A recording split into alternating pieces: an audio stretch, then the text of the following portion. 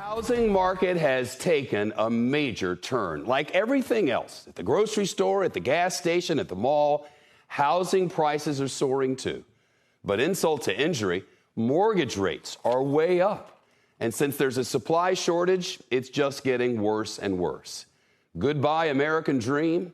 Ask any young adult. Buying a house is now feeling less an attainable goal and more a distant fantasy.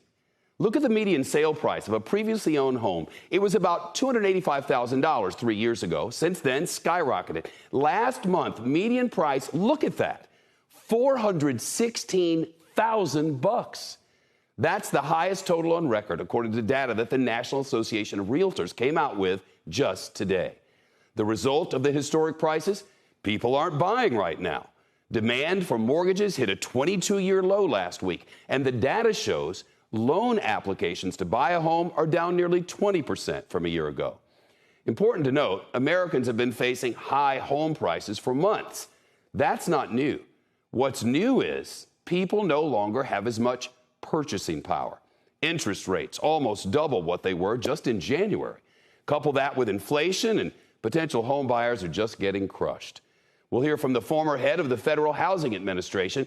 First, CNBC's senior real estate correspondent Diana Olick on America's housing crisis. Empty nesters Alan Manus and his wife thought about putting their Bethesda, Maryland home on the market last fall, but they couldn't find anything to buy, so they waited until June. If we had put the house on the market, say May 10th, we probably would have already sold the house. He said they didn't miss the boat exactly, but it's not going to be a bidding frenzy where you list a house at a certain price and then you get 5 bids that are over that price. We're not going to see that kind of market, I don't think, anytime soon. Because the market has changed markedly. Fast rising mortgage rates, overheated home prices, and growing concern over inflation and the economy have all caused buyers to leap back pretty suddenly. I literally felt the rumbling in the ground. Real estate agent Joan Wolfe is in her 5th decade in the business, so she knows what's coming, but she's not worried this time. I've lived this market before. There are comforts in this market that are different from the crash of 07, 08, 09-ish, in that the lenders have become much more stringent. That has mitigated foreclosures. So now you won't see fire sales that will drag down prices. Prices are still up over 13% from a year ago, even though the supply of homes for sale is finally increasing.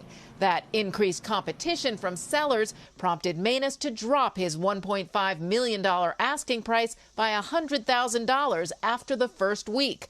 And he's encouraging buyers not to worry about offending him. I guess what I would say to any potential buyer, don't be hamstrung or limited by saying, oh, I couldn't conceivably make a bid that's more than 5% below the asking price. Go ahead and make a bid. And another interesting change, Wolfe told me she just got a call from a mortgage lender pushing bridge loans. Those are for sellers who might want to buy another house but haven't sold the one they own yet. She said she hasn't seen demand for those in several years. Wow. How are these record prices affecting renters? Because that's a mess, too. Well, rental demand is still high and getting higher. Rents for both single-family homes and apartments are still hitting new highs, but the gains, they're starting to ease up a little bit. Apartment rents increased by $19 from a year ago in June to an average $1,706 a month. Single-family rents jumped by $23 to $2,071. Now, rents are seeing the biggest gains, though, in Florida markets. Orlando, Miami, and Tampa all up over 20% from a year ago, followed by Orange County, California, and Raleigh. Markets seeing the smallest gains, Minneapolis, St. Paul, Baltimore, San Francisco, Chicago, and Kansas City.